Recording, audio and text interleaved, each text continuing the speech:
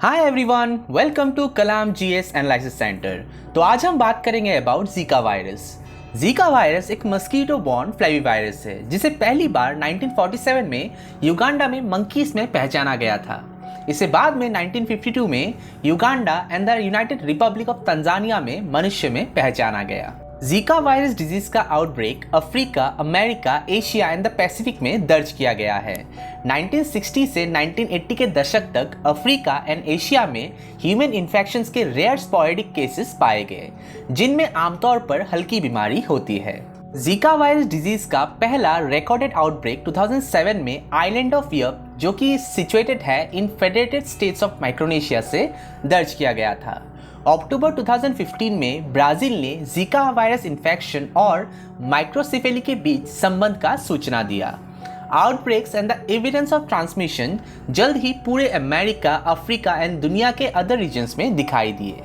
आज तक total 86 countries and territories में मच्छरों से जीका इन्फेक्शन के प्रमाण मिले हैं।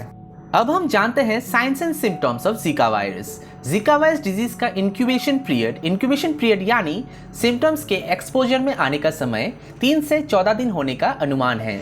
जीका वायरस से संक्रमित अधिकांश लोगों में लक्षण विकसित नहीं होते हैं। लक्षण आमतौर पर हल्के होते हैं, जिनमें बुखार, rash, conjunctivitis, muscle and joint pain, malaise and headache शामिल है और आमतौर पर 2 से 7 दिन तक रहते हैं। अब हम जानते हैं complications of Zika virus disease. Pregnancy के दौरान Zika virus foetus and newborn में microcephaly and other congenital abnormalities का कारण है। प्रेगनेंसी में जीका संक्रमण के परिणाम स्वरूप प्रेगनेंसी की जटिलताएं भी होती है, जैसे foetal loss, still birth and preterm birth. Zika virus infection भी Guillain Barre syndrome, neuropathy and myelitis का एक ट्रिगर है, खासकर एडल्ट्स एंड ओल्डर चिल्ड्रंस में।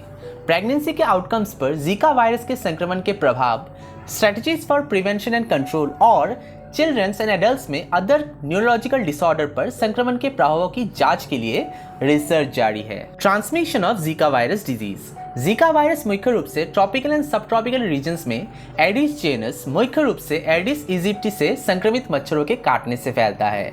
एडिस मच्छर आमतौर पर दिन के दौरान काटते हैं, जो अर्ली मॉर्निंग और दोपहर शाम के दौरान पीक पर होते हैं। ये वही मच्छर है जो dengue, chikungunya and yellow fever फैलाता है। जीका वायरस प्रेगनेंसी के दौरान sexual contact, transfusion of blood and blood products and organ transplantation के माध्यम से मां से फीटस में भी फैलता है। डायग्नोसिस।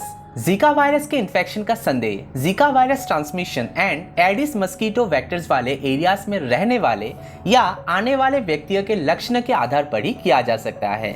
जीका वायरस इन्फेक्शन के डायग्नोसिस की पुष्टि ब्लड और अदर ब्लड फ्लूइड्स जैसे यूरिन और सीमेन के लेबोरेटरी टेस्ट द्वारा ही की जा सकती है। अब हम जानते हैं treatment for Zika virus infection. Zika virus infection या इससे एसोसिएटेड डिजीज का कोई इलाज उपलब्ध नहीं है। जीका वायरस इन्फेक्शन के सिम्टम्स आमतौर पर हल्के होते हैं। बुखार, रैश या जोड़ों का दर्द जैसे लक्षणों वाले लोगों को भरपूर आराम करना चाहिए, लिक्विड प्रोडक्ट्स पीना चाहिए और सामान्य दवाओं के साथ दर्द और बुखार का इलाज करना चाहिए। यदि सिम्टम्स बिगड़ते हैं तो उन्हें मेडिकल केयर और एडवाइस लेनी चाहिए। जीका ट्रांसमिशन वाले एरियाज में रहने वाली या जीका वायरस इन्फेक्शन के लक्षण विकसित करने वाली प्रेग्नेंट वुमेन को laboratory testing and other clinical care के लिए चिकित्सा सहायता लेनी चाहिए। अब हम जानते हैं how can Zika be prevented. Zika virus सबसे अच्छा बचाव मच्छरों को घर के अंदर और बाहर काटने से रोकना है, खासकर सनराइज से सनसेट तक, जब मच्छर सबसे एक्टिव होते हैं। ऐसे उपायों में शामिल है प्रोडक्ट लेवल पर दिए गए इंस्ट्रक्शन के अनुसार मच्छर भगाने वाली दवा का प्रयोग करें, लॉन्ग स्लीव शर्ट्स और लॉन्ग ट्राउजर्स पहनना, स्क्रीन वाले या एयर कंडीशन कमरों में सोना या आराम करना, मच्छरदानी यानी मस्कीटो नेट का यूज। अदर मेजर्स भी शामिल है, जैसे एक्टिव जीका ट्रांसमिशन वाले एरिया में रहते हुए कॉन्डोम का उपयोग करना और इस एरिया से लौटने के बाद कम से कम 8 सप्ताह तक ऐसा करना जारी रखने से सेक्सुअल ट्रांसमिशन का जोखिम कम हो जाएगा। यदि सिम्टम्स का अनुभव किया गया था तो सिम्टम्स की समाप्ति के बाद 6 महीने तक कॉन्डोम का उपयोग किया जाना चाहिए। जीका अफेक्टेड एरिया से लौटने वाले ट्रेवलर्स को तब तक ब्लड डोनेशन करने की अनुमति नहीं है जब तक कि इन्फेक्शन का खतरा कम नहीं हो जाता, जो कि जीका अफेक्टेड एरिया से लौटने के 28 दिन के बाद होता है। आई होप ये वीडियो आप लोगों को इन्फॉर्मेटिव लगा होगा। If you really like this video, please subscribe my channel and follow me on Facebook and Instagram for regular updates. Stay hungry, stay foolish. जय हिंद।